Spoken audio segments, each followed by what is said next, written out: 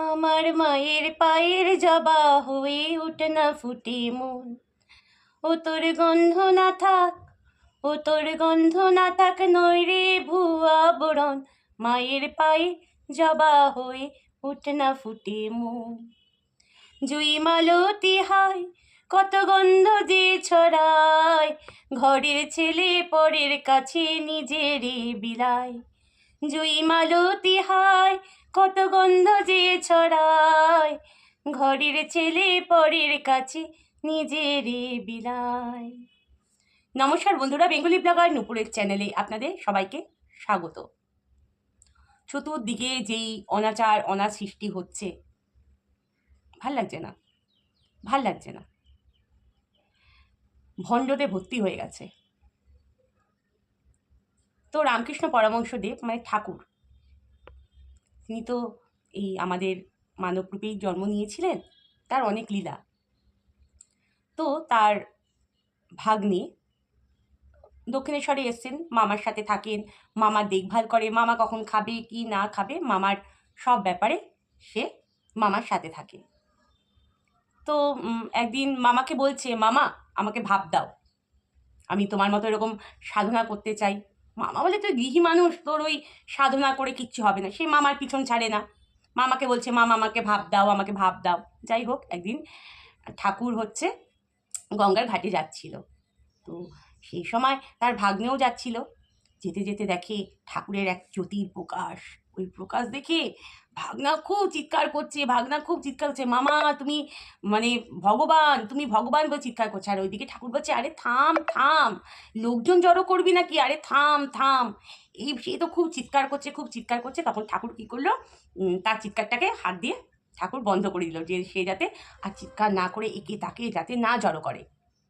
যাই হোক, এইভাবে করলো। করে তো সে তো ধ্যানে বসলো, ঠাকুরের মতো সে হবে, সে ধ্যান জপ করবে। তো যতই জপ করে কিছুতেই কিছু হয় না। একদিন করলো, সে যেখানে হচ্ছে ঠাকুর মানে রামকৃষ্ণ পরমহংসদেব যেখানে গিয়ে সে ধ্যান জপ করতো, সেখানে গেছে। হ্যাঁ, আমি যদি এখান থেকে তপস্যা করি, আমি যদি একবার সিদ্ধি লাভ করি, আমি বিদেশ চলে যাব। বিদেশে চলে গিয়ে আমার কত ভক্ত হবে, আমি কত কিছু পাবো। তার মধ্যে ছিল লোভ লালসা। যাই হোক, ঈশ্বর পরমহংসদেব, রামকৃষ্ণ পরমহংসদেব সেখানে তপস্যা করত।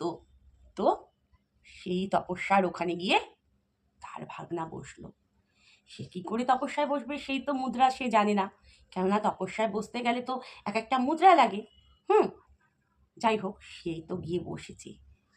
বসার সাথে সাথে তার দেহ পুরো জ্বলে পুড়ে গেছে।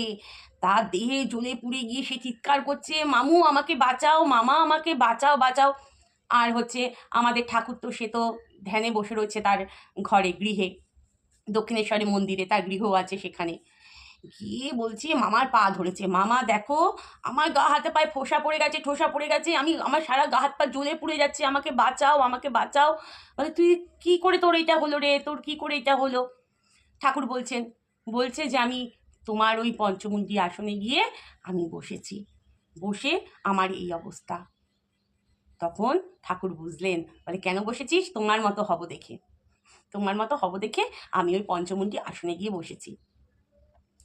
তারপর ঠাকুর কি করলো, ভাগনার গায়ে হাত বুলিয়ে দিল। এত জ্বালা পোড়া করছে, গায়ে ঠোসা পড়ে গেছে। আমাদের একটুখানি রান্না করতে গিয়ে যদি ছ্যাঁকা লেগে যায় তো কেমন অবস্থা হয়? কোনো কিছু ভাজতে গিয়ে যদি আমাদের গায়ে তেল ছিটে পড়ে, তখন কেমন ওইটুখানি তেল ছিটে আমরা জ্বালা যন্ত্রণা সহ্য করতে পারি না। সেখানে হচ্ছে ঠাকুরের ভাগনা ওই অবস্থা। যাই হোক, ঠাকুর সেই ভাগনার হাতটা দিয়ে প্রলেপ করে তার ব্যথা যন্ত্রণা ঠিক করে দিল। তো আজকে যেই এই ঠাকুরের নামে ভরের যে ভণ্ডামিগুলো হয়, চলে আসছে, এটা হচ্ছে কলিযুগ, বুঝেছেন তো? এটা হচ্ছে কলিযুগ, মানে ভগবান চলে আসছে। কারা বিশ্বাস করেন বলুন তো? কারা বিশ্বাস করেন? সবাই ঈশ্বর সাজতে চায়, সবাই ঈশ্বর সাজলে হবে না। ঈশ্বরের মধ্যে যে ত্যাগ শিখাচ্ছিল সেগুলো তো নিজের মধ্যে আনতে হবে, তবে তো ঈশ্বর পাবো। খালি মা মা করে তারা ডেকে গেছিল, তাদের ঈশ্বর তাদের অনুভবে ছিল, তাদের ভেতরে ছিল, অন্তরে ছিল। কোথা থেকে এরা এই ঈশ্বর লাভ করে বলুন তো? আপনারা না এই যারা ভণ্ডামি করে বলবেন, এই ধুনো খেকিকে বলবেন যে পঞ্চমুণ্ডী আসনে বসে দেখাতে।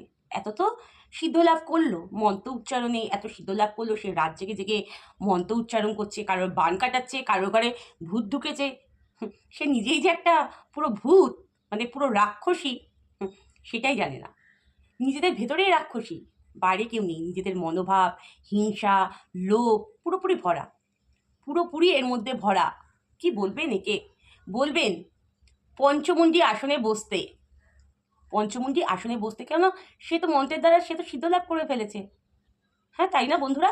বিশাল মাত্রার সাধিকা, বিশাল মাত্রার সাধিকা।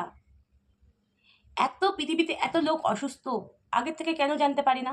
এই পরবর্তী সময় এই পৃথিবীর বুকে কি হতে চলছে সে তো সিদ্ধ লাভ করেছে মন্ত্রে, তাহলে সে জানতে পারে না? সব কিছুতেই ছেলে খেলা, টাকা। ভগবান যেমন দেয়, ভগবান তেমন কেড়ে নিতেও সময় লাগে না, কেড়ে নিতেও সময় লাগে না। আপনারাই বিচার করবেন, আপনারাই বিচার করবেন। আজকে দেখুন বৈশিষ্ট্যমণি, তৈলাঙ্গ স্বামী, এদের মানে ছড়াছড়ি, ভণ্ডদের ছড়াছড়ি। যারা যাচ্ছেন তারা অবুঝ, অবুঝ। যে মা লাভ করবে না, তার মধ্যে হিংসা থাকবে না, তাকে দেখলেই মনে হবে যাই তার কাছে, যাই তার কাছে। আপনাদের অন্তর টানবে তাদের মুখ দেখে, তাদের লালিত্য দেখে। এরা পেয়ে গেছে ঈশ্বর। হায় ভগবান, ঈশ্বরকে ডাকি, তুমি দাঁড়িয়ে থাকো সামনে, আর তোমাকে নিয়ে এরকম ছেলে খেলা চলছে দিনের পর দিন, দিনের পর দিন। এক একটা মুনি ঋষি সাধুরা তপস্যা করে, তারা দূর থেকে বলে দেয় যে মা তোমার এইটা হয়েছে, মা তোমার পরবর্তী সময় এইটা হবে, আগাম সতর্কতা বার্তা দেয়। আর এই ধুনো আপনাদের কি কি হবে না হবে সেটার কি বার্তা দিচ্ছে? দিচ্ছে না। লোভ তো তার মধ্যে, লোভ, হিংসা, কূটনীতির চাল। সব জায়গায় কূটনীতির চাল চলে না। যারা মায়ের সেবক সেবিকা হয় না, তাদের মনের মধ্যে কোনো লোভ থাকে না। হিংসা তো দূরের কথা, হিংসা দূরের কথা। এর মধ্যে আমিত্ব, আমি সব পারি, সব পারি। চালাতে থাক আর দেখতে থাক। সত্যি করে যদি প্রকৃতি বলে কিছু থাকে আর ঈশ্বর বলে যদি কিছু থাকে, তোর বারবার অন্তত ভগবানই বের করবে। আর আমরা তো মানুষ মাত্র, মানুষ আমরা। আমরা এই দেহে পঞ্চভূত যেদিনকে আমাদের বেরিয়ে যাবে, এই দেহ থেকে আমাদের শরীরটাও বেরিয়ে যাবে, বিলীন হয়ে যাবে, বিলীন হয়ে যাবে। আর কালই কাল, আমরা কালের গর্ভেই রয়েছি, কালের বাইরে নেই, কেউ নেই, আমরা কেউ নেই, সব কালের গর্ভে রয়েছি। যেদিনকে কাল টানবে সেদিনকে এই কালের গর্ভের ভেতরেই আবার বিলীন হয়ে যাব। সেটা সব, কুকুর, বিড়াল, ইঁদুর, সাপ, বেজি, সব। যত জীব তত শিব। চলো বন্ধুরা, তোমাদের মতামত অবশ্যই জানাবে। পরের একটা ভিডিও যদি পারি অবশ্যই নিয়ে আসবো। সবাই ভালো থাকুন, সুস্থ থাকুন, এই কামনাই করি। নমস্কার।